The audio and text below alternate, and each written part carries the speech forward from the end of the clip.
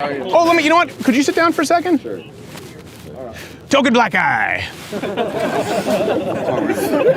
I'm joking. What's your name, man? Sean. Sean. All right, Sean. So Sean, I find this, do you agree with what was just stated there as a black male? No. Okay, you didn't even have to think about it. With what part do you disagree? Well, first off, the statistics about like black crime and police brutality overly affecting black males. I mean, we have to look at crime statistics. So yes, black males are overrepresented in prisons, but black males are also overrepresented in crime statistics. So black males are like what, like was it like 6% of the 6 or 7% of the population? Right. 6% of the population, because black females are 7% of the population. I think as total it's somewhere around 13. Yeah, total is 13. Yeah. Yeah. So I mean, if you take all that into account, then you have to consider, okay, so why are they overrepresented in crime? And the reason why, I mean, in my opinion, it's a lot of it is economic, a lot of it is cultural, a lot of it is the opportunities available in their areas. And people can make the argument that it's because of white oppression. I don't necessarily think it's because of white oppression. I think it has a lot to do with the welfare state. I think it has a lot to do with democratic policies and liberal policies, pushing agendas upon black people instead of giving them agency and allowing them to make their own decisions. She left. I was hoping that she would actually hear what you have to say here. Let me ask you, do you attend TCU? I do. How did you get in? I spent 9 years in the Air Force and got a scholarship, 4-hour scholarship. Thank you for your service. Appreciate it. And what are you studying? Psychology and philosophy, so I'm actually on the psychology on the liberal arts side, yeah. Well, listen, if you make less than a civil engineer, don't blame it on a white-black thing. You chose a degree that's kind of rough. I just want to enjoy my career, whatever it is. There you go. Well, listen, that sounds like something that would be, especially after 8 years in the Air Force? 9 years. 9 years, Yeah. Jeez. Sorry, look, someone's like, 9. Yeah. Get it right. So you were in the Air Force, this is what got your scholarship. Do you believe that your path was more difficult to TCU exclusively because of your race?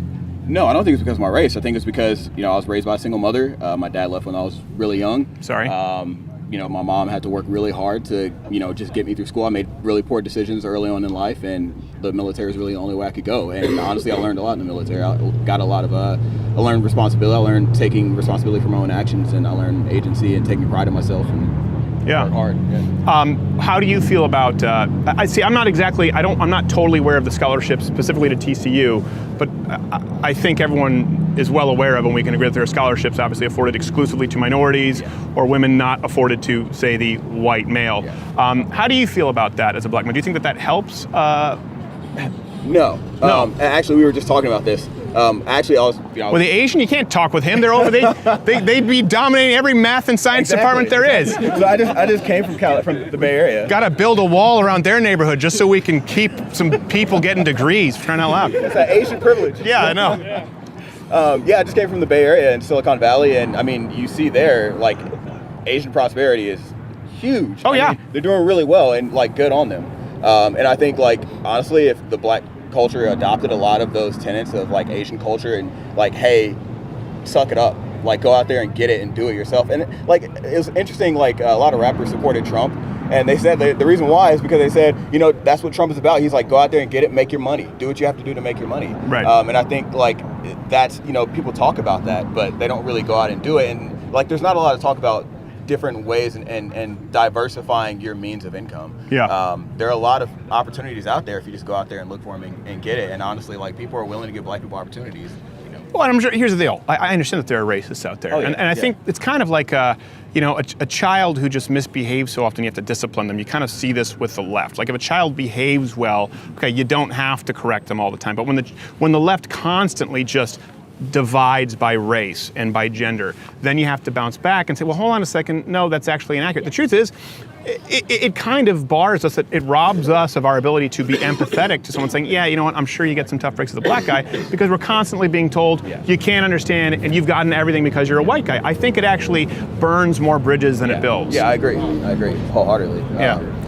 I mean, what do you think Asians think when they're saying you're too much? They're actually that, they only allot a certain amount of Asians into certain programs. I'm sure you're aware of this. Punished 3 to 5 ACT points, 0.5 GPA going into college. Like, I applied to USC. Me and my friend, and he's African American, I'm white. He's Asian. Basically had the same exact demographics.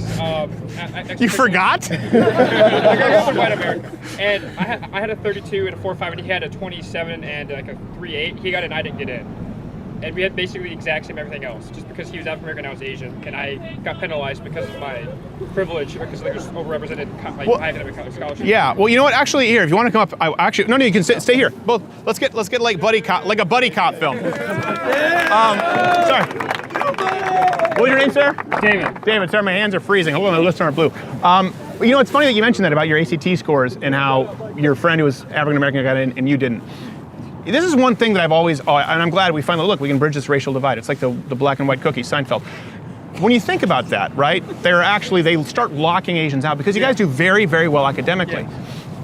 What do you think that does to the relationship between Asian Americans and black Americans? That's always a concern of mine. I mean, the same thing with white Americans, but particularly, listen, I grew up in Canada, and I'm not gonna lie, a lot of Asians behind closed doors, a little bit racist in Canada. I'm sure there's some of that here too. It seems like it would strain relationships, not really bring people together. Yeah, I know that because the Asian culture is very academics first, like academics advocates, like with the whole shaming your family kind of like concept you see with like the white culture, right? Like white media, like they talk about, oh, why you not doctor yet? That comes kind of like stuff, which is actually can be very true. So and I know the African American, especially in the inner cities, like academic excellence and achievement is very shunned upon, especially with like the gangs and stuff like that. Yeah. Like that creates a big divide, especially on like the income, like ethnic, like the top four ethnic groups in America. Like the top earners are all Asians, Indians, like Japanese, Thai. Yeah. And the bottom tiers are African Americans and Hispanics. And I think it's just it's not because of the systematic racism in America. I think it's all culture. Well, like he said, like his dad left. I'm really sorry about that. But like. The African American single motherhood rate during the civil rights movement was what, like 13-15%, depending on the city, whereas now it's upwards of 70-80% in the inner cities, and that's not because of racism from white people. That's because of the shift in culture in the inner cities. Let me ask you, do you agree with what he's saying there? Yeah, I do. Yeah, I mean, I think a lot of it has to do with the soft bigotry of low expectations.